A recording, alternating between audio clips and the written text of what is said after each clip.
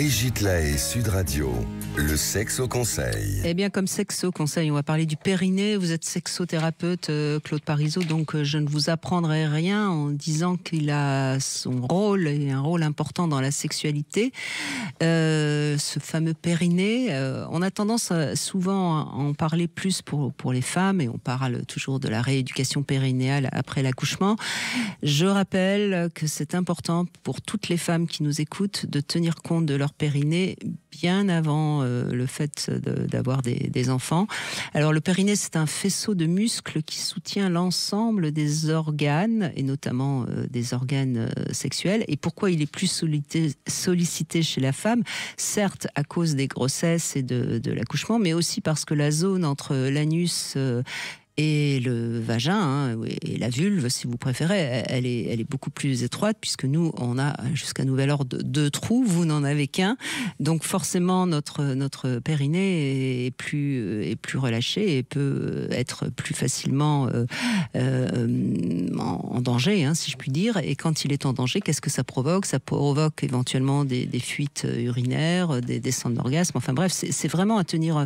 Et d'autant plus aujourd'hui où les petites filles, les jeunes femmes font du sport. Certains sports, comme le saut à la corde, peuvent abîmer ce fameux périnée, notamment certaines gymnastiques. Tout ce qui fait rebondir, si je puis dire, le corps trop jeune, abîme le périnée. Donc vérifier, travailler ce fameux périnée.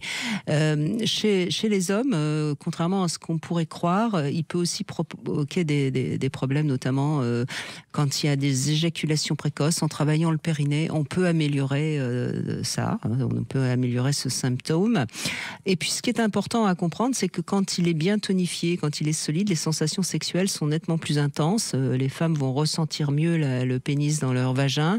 Les hommes retiennent mieux leur éjaculation. Donc ça vaut franchement le coup de travailler sur cette partie du corps.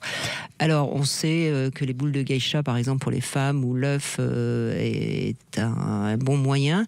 Et pour les hommes, il existe aussi le fameux anéros, qui est un jouet intime qui est destiné à l'anus. Voilà, bon, en tout cas, pour les hommes, il y a un petit indice comme ça qui est très rigolo. Si vous arrivez à remonter un peu votre pénis quand vous êtes en érection vers l'horizontale, c'est que vous avez un bon périnée. Donc voilà, exercice pratique ce soir. Pour les femmes, c'est évidemment aussi de ressentir mieux le pénis au moment du coït. Moi, j'ai un exercice après 50 ans, c'est des questions aussi que on se pose, nous les hommes aussi.